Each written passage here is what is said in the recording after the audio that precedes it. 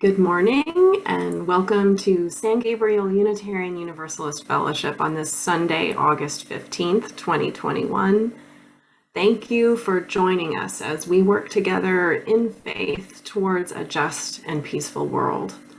My name is Karina Whitaker-Lewis and I serve as San Gabriel's Director of Religious Education.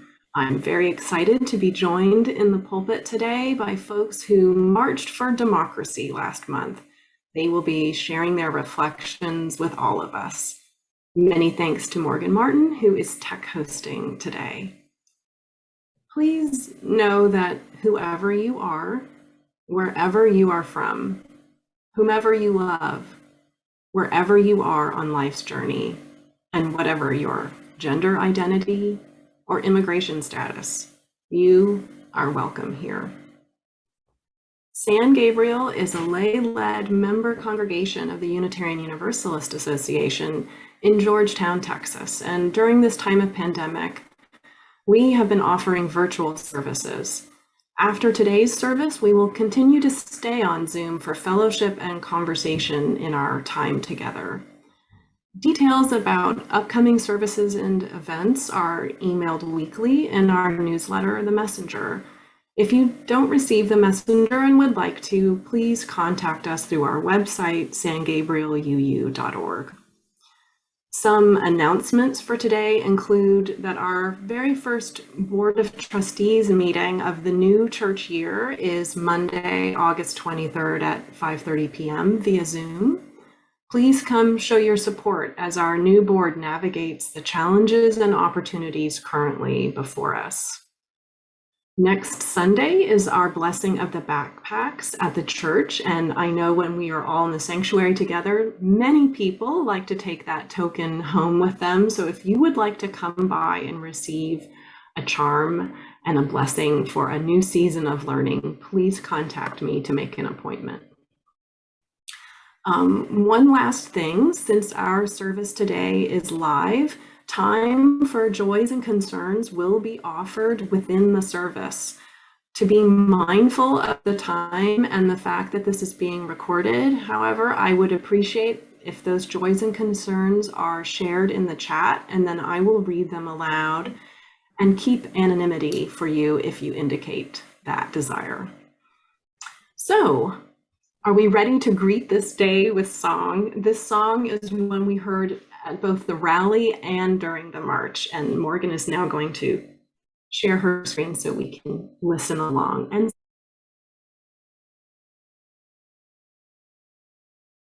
I woke up this morning with my mind was set on freedom. I woke up this morning with my mind, Lord, set on freedom. I woke up this morning with my mind set on freedom.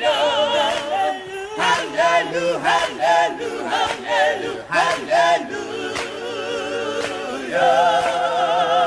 I'm walking and talking with my mind set on freedom. I'm walking and talking with my mind, Lord, set on freedom. I'm walking and talking with my mind set on freedom.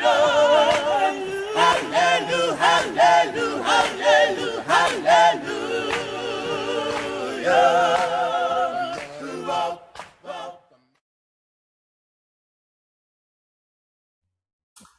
And I will warn you that song will stay with you. It is still being sung regularly in this household since I was singing it in the march. I am having a few technical difficulties with our chalice. I'm going to try and light this well for us. Each Sunday, we create sacred space by lighting the chalice, the symbol of our faith. As we are currently apart from one another, I invite you to do the same in your own home, whether that chalice is in your heart or a nearby flame. I'll give you a moment to find that chalice and gather yourself into a comfortable position and welcome stillness.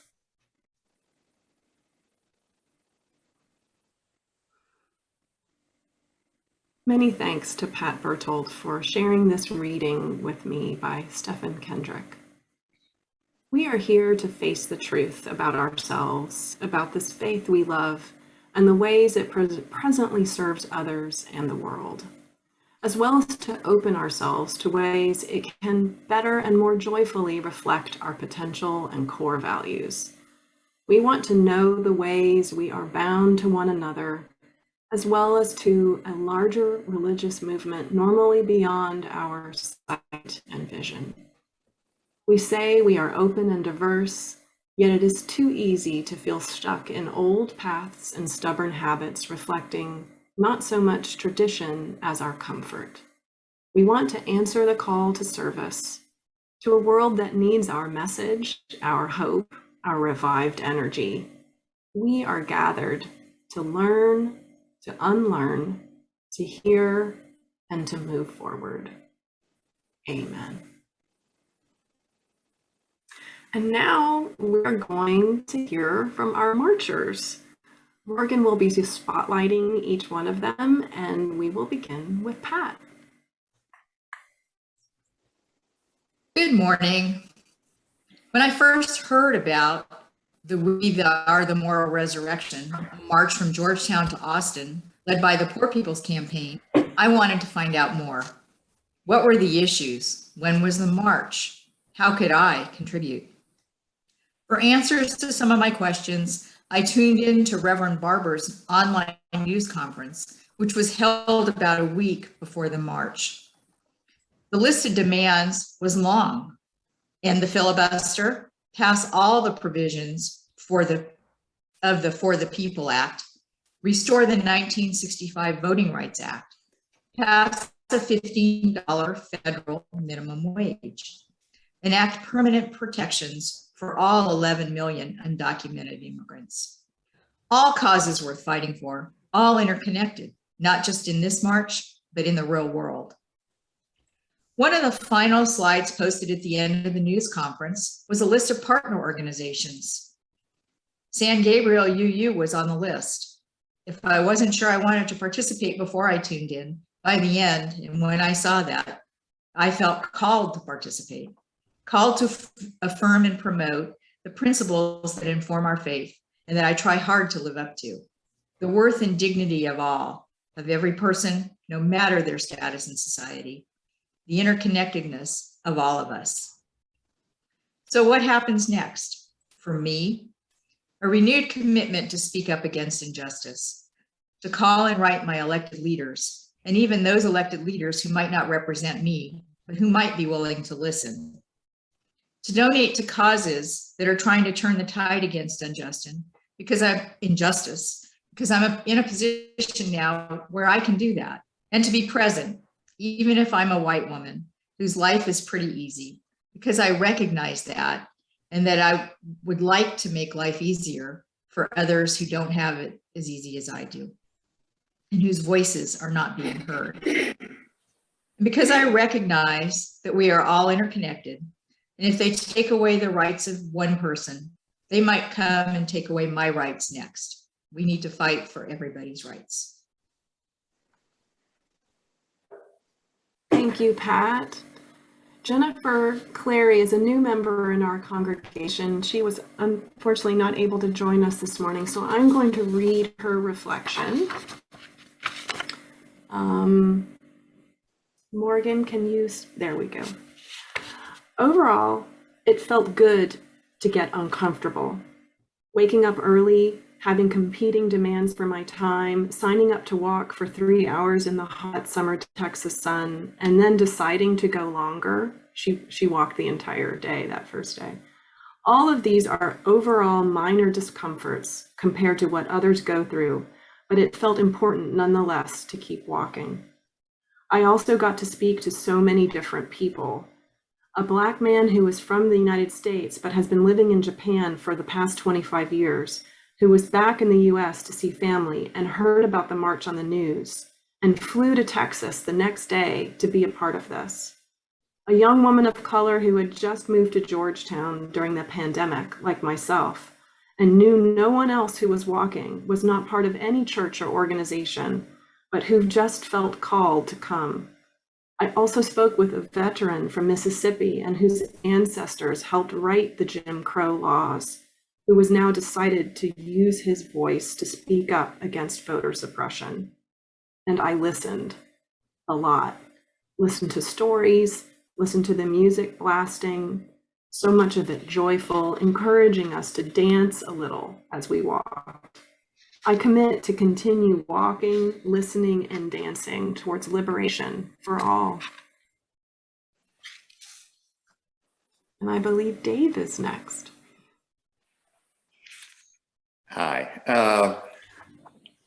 Mine is a simple comment. I was happy to participate in the march, to support the aims of the march, and to also support the aims of San Gabriel UU Fellowship. I was pleased to be able to participate. As Pat said, I'm a white guy with enough money to go. But I was also pleased to represent not only myself, but those people who were not as fortunate as me to participate. Either physically they couldn't walk, financially, or for childcare reasons they couldn't take off, or maybe they were concerned for themselves because of political or social or even legal repercussions of their participation. So once again, thank you for hearing my story. Thank you, Dave. And we're going to hear from Bill and Molly through a recording now. At Tuesday evening service, I realized there were more yellow shirts than our own UU Side with Love t-shirts. The official t-shirt for the march emblazoned this message: a march for moral resurrection. Those words, moral resurrection, seemed a bit high and mighty for my taste. I didn't feel particularly moral by doing something as simple as walking, and like many of you, I have my doubts about this term resurrection. But I'm sure Bishop Barber and Beto had thought all this through, and they had a clear understanding of what this march was all about. Not long into the march on the following day, I quickly had to determine my own meaning when a reporter from Houston stuck a microphone in front of my face and asked why I was marching. I then said something that you San Gabriel folks already know, that our Unitarian Universalist faith tradition is organized around 7 principles, the first of which states that we believe in and promote the worth and dignity of every person. All 7 of our principles, I told her, are completely consistent with the demands of this march. Basic human rights like voting rights, dignity for immigrants, and a living wage all fall under that umbrella of our first principle. I believe in that principle, and that is why I was marching. Compassion often leads us to ask, what more can I do? As an individual, there is no way I can right the wrongs of 400 years of unimaginable mistreatment of our sisters and brothers of color. Even today, I alone cannot take away the fears for children's safety or the everyday indignities experienced by our fellow citizens who are not white. But I can walk. I can put one foot in front of the other to let Georgetown and Austin and the wider world know that I believe in the worth and dignity of every person. Now, that may not constitute a moral resurrection for me, but it surely is a simple statement of faith, expressed in a simple human gesture, to walk in solidarity with my brothers and sisters in search of a more just and equitable world. Good morning. I'm Molly Hornbuckle.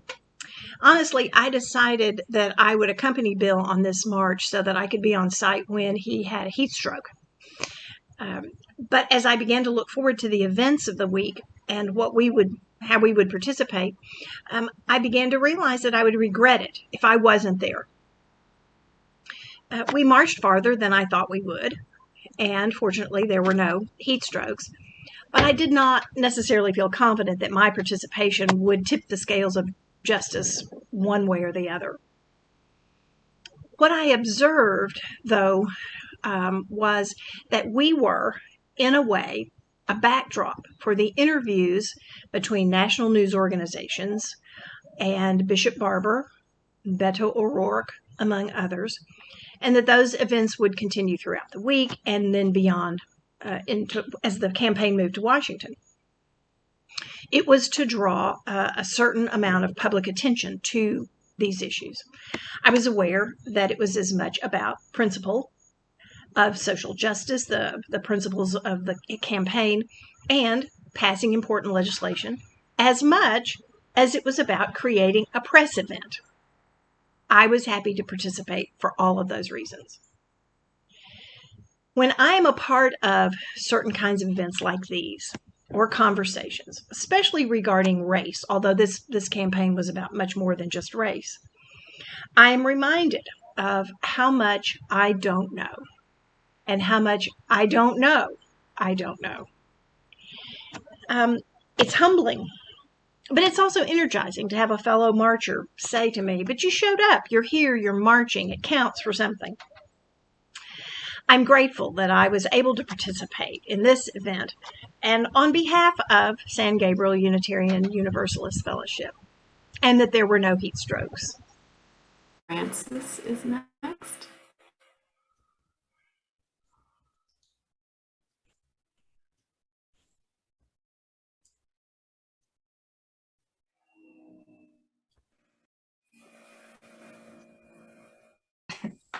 Struggling with the unmute button there. Good morning. Words cannot do justice to the respect and awe I hold for the Reverend Dr. Barber. I was watching TV when I saw the first announcement that he and Beto O'Rourke were planning a big march to start right here in Georgetown and culminate in a rally at the Texas Capitol in Austin to call attention to and appeal for federal help in blocking passage of new oppressive voting laws. I knew immediately that this march was something I wanted to learn more about and participate in. At first, I was a little worried about joining the march, but when I learned about the COVID safety precautions they were taking and that we were being asked to march just the first leg of the journey, I said to myself, you can do this. In fact, I told a friend I felt that this was the least thing I could do. I was excited about the involvement of Reverend Barber in the Poor People's Campaign because of his emphasis on building a broad coalition of people from all walks of life. Reverend Barber teaches that poverty and racism might be targeted at Black people, but it hurts us all. He preaches that we've always had to work together across races and all other divides in order to move forward.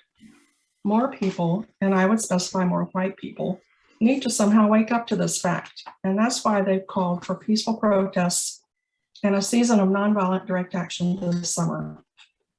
As a UU, I think almost every one of our principles directly supports the demands made during this march and rally, primarily for protection of voting rights essential to democracy, but also for a minimum living wage for all, and for protection, dignity, and respect for immigrants. I hope my small part contributed to making us visible and showing a diverse group coming together to address these injustices.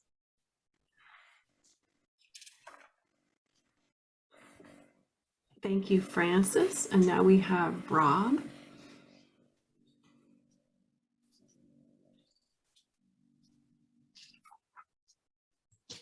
Good morning. When I first became aware of the march, I did not have to think very hard about participating. It just seemed like the right thing to do, to help make visible our protest of voter suppression. Tuesday night before the march, I attended the service at Christ Lutheran Church and listened to speeches by Reverend Barber, Reverend Threel Harris, impacted persons, those people who would be adversely impacted by the new legislation, a host of ministers from various churches, and other community leaders. I don't remember many details from the various speeches, but remember feeling moved by the words spoken by impacted persons as they expressed their anger, fear, and outrage over what was happening. For me, that was both a humbling and enraging moment. On the march the next day, I felt solidarity with the other marchers. We were a diverse crowd, young and old, Black, brown, and white, men and women, gay and straight. While many marchers were local residents, some were there from cities as distant as Houston, Dallas, and El Paso. Again, I was feeling humbled. One young woman I marched with for a while was a Muslim community organizer from Houston. Most marchers, like me, walked only one leg of the march, but some intrepid souls walked the entire way. Did this march change me? I'm not sure. Being among people who would definitely be impacted by Texas new laws made me more keenly aware of my white privilege and the ease with which I cast my ballot. Listening to impacted persons describe some of the ways that the new laws would affect them raised my awareness of some of the specific ways the law would limit voting access. For example, eliminating drive-through voting would potentially cut off access to polls from others with young children and handicapped persons. Those descriptions reinforced for me that the Texas legislators' attempts to make voting harder for most citizens was simply not right. Thank you, Rob. Dale?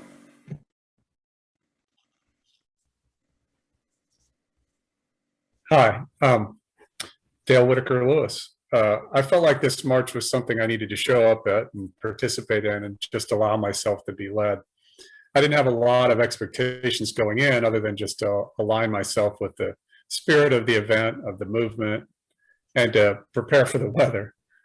While marching, I learned about a range of motivations and inspiration folks had to participate, from chatting with marchers and organizers along the way. They were from churches, labor, and other activist groups from various backgrounds and locations, and spanning several generations. This tells me that the message of the Poor People's Campaign resonates with folks from all of these parts of our society. I learned more about the renewed importance of solutions at the federal level to once again turn back the tide of regressive, racist state and local actions. The issues presented during the march and the events at the Capitol have moved to the forefront of my mind, and I'm more open to, interested in, and energized by further participation in the movement to protect our democracy and support those whose voices legislators are trying to silence. Frederick Douglass said, "Power concedes nothing without a demand." If the recent march and event can be considered the demand, my part as a person of privilege and disproportionate power is to make sure the concession actually happens. Not letting any racist, regressive, or disenfranchising comment or action go unchallenged. Not choosing comfort and calm over truth and inching towards progress is a start. Another prophet, Patti Smith, said, "The people have the power to redeem the work of fools." It requires all of us to raise our voices, especially those in positions of power and privilege, whose silence would otherwise mean assent to anti-democratic state laws. Change is necessary, and it is possible. Thanks. Thank you, Dale. We now have Lynn. Well, a few years ago, I had my ears stuffed with ear pods, sort of listening to a podcast about poverty in America, and I stopped dead in my tracks. Whoever that speaker was, he gave the most moral and the most well-reasoned argument I ever heard on the issue of poverty. So by now, you probably guessed that the speaker was Reverend William Barber. Reverend Barber might have said that I had an epiphany that day, but my religious background would say that it was a transformation. My own ill-defined faith transformed into a clear and actionable path. So I signed up with the Poor People's Campaign because I believe that excessive disparity in economic wealth is the greatest danger to democracy, that it's immoral, unconscionable in a system that claims to be based on fairness. The threat is not only immoral and unconscionable, but it's urgent. And urgency lifts this issue above all others, especially as related to voting rights. Because how can we address any of the issues of justice and equality if we can't, all of us, vote? So I have for some time been writing a few checks and watching Reverend Barber on talk shows and reading the Moral Monday emails, but all of this is from a distance. And then Reverend Barber brought the action to me, to Georgetown, to San Gabriel. It's my concern, my town, it's even my church, and that's why I march. Now, this is a little presumptuous, but as we headed out, we were spread out in rows of 3 people, each row passed by Reverend Barber himself. He was standing at the side, shaking hands and fist bumping with the marchers passing closest to him. And in my row, that person was me. The memory of him taking my hand isn't important in the greater scheme of things, but that memory is just truly a gift to me. Thanks.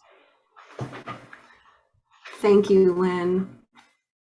I'm now going to share the speech that I was honored to give at the Capitol in perhaps more measured tone and voice. Good morning. My name is Karina Whitaker Lewis, and I serve as Director of Religious Education at San Gabriel Unitarian Universalist Fellowship in Georgetown, where this historic march began. Our congregation is honored and humbled to be in solidarity with the Poor People's Campaign and to side with love. I see you, all those yellow shirts out there. I am a teacher. My role in the congregation is to guide, to help our children, our people, discover what it means to be Unitarian Universalist for each one of them personally. And we all know that actions speak louder than words.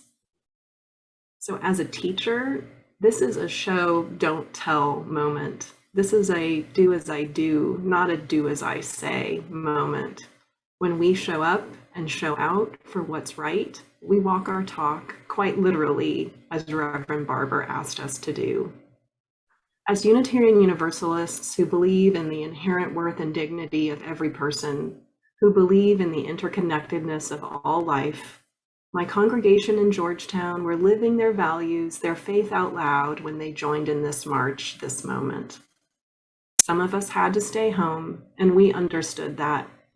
But those who could walked for those who could not, and I could not be more proud of them. Because march we must, and rally we must, because those values, the values we hold so dear, are under attack. We have to push back and say enough is enough. And that is what all of us are doing here together today, right now. We are using our voices, our bodies, our minds, our hearts and spirit to fight for those values and the rights those that reflect those values. We will not be denied. The right to be represented and governed by people we choose, not by those in power who will do anything, including abandoning the democratic process to keep that power to themselves. You cannot take away our voice. We will not be denied. The right for a living wage that dignifies the value of everyone's labor, not just that of the greedy who keeps so many of us in poverty. You will not starve us sick. We will not be denied. The right to seek refuge and protection from war, from violence, and not be imprisoned for simply seeking a chance at a better life. You will not criminalize us. We will not be denied. I am a teacher, and I lift up all who have taught me and continue to teach me, most especially the children and adults of San Gabriel UU in Georgetown, who I love so much. Kenneth Witherspoon, Jaquita Wilson, Marissa Palmer, Chuck Collins, and all of you, the brave people of this movement, I am so honored and humbled to be with today. It has been said that if you want to go fast, go alone, but if you want to go far, go together. Forward together, not one step back. Amen and blessed be. Many of us spoke of how this march was one small thing we could do, the least we could do. Some of us expressed how we didn't know if it would make a difference. And if you look at DC right now, there has not been much response yet. We might despair that this was all for nothing, but I disagree. We must think of our ancestors in this struggle, the UUs before us who have fought for the rights of all people to have a voice in our democracy. And think of all of the activists over time who have been pushing back, people of color and their allies for so long. What did they project where their efforts would get them? They had faith in their convictions that they were on the side of justice, on the side of love. We honored that legacy in a small way in this march. It is an expression of faith to contribute to something that is larger than ourselves and not know how it will end up. And a point of humility to not give up when our efforts are not immediately rewarded. Our American culture venerates the individual and individual effort. Many of us, particularly white people, have very high expectations of the impact our individual effort should make. And we become disenchanted and give up when we don't see the results we expect. That is one way change is kept at bay.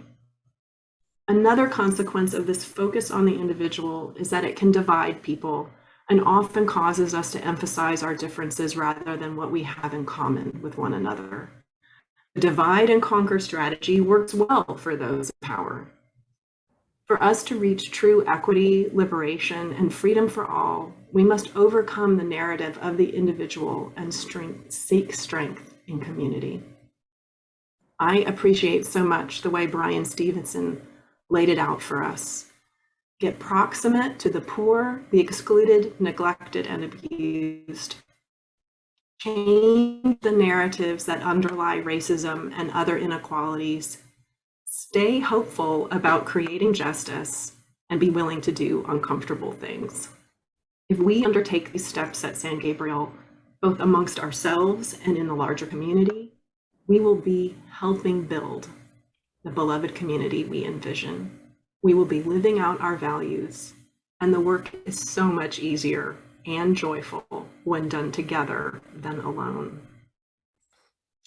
In fact, I don't think it can be done alone.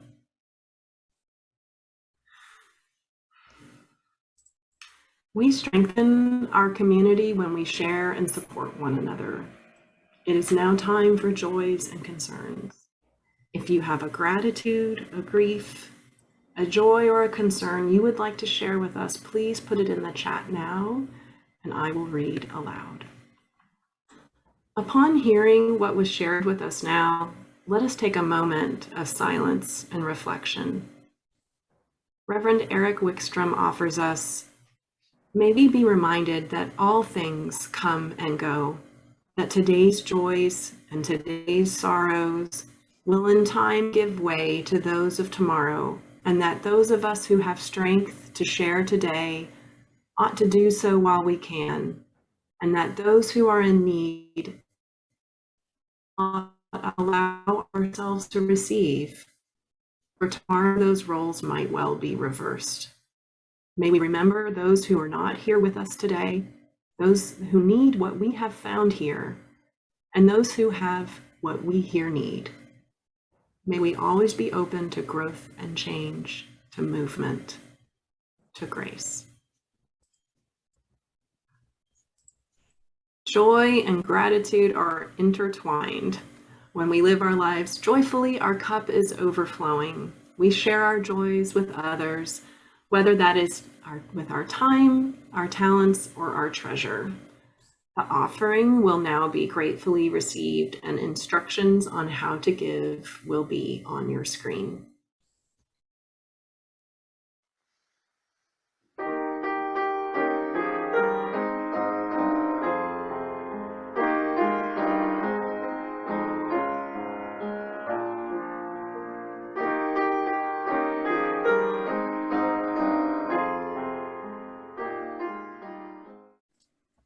Okay, thank you, Morgan.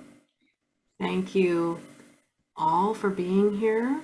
Let us extinguish our chalice.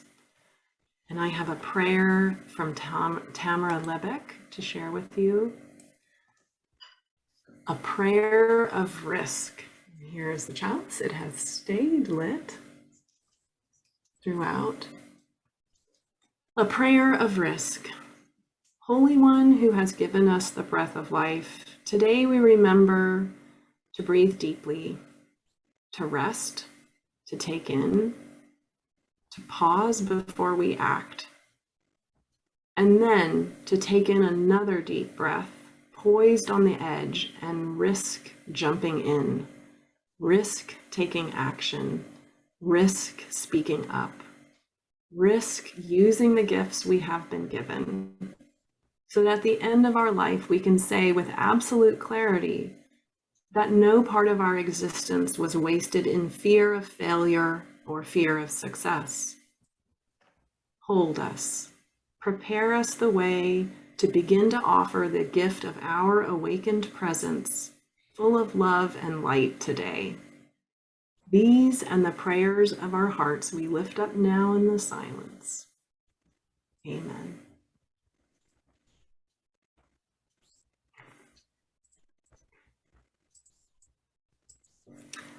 And I believe Jan and Joe will now offer us a little marching music before we have fellowship and conversation during our time together. We'll break for about 3 minutes after the music and then reconvene. And if you'd like to donate to the Poor People's Campaign, please visit their website. There will be a slide with that address on it, and I'll see you soon.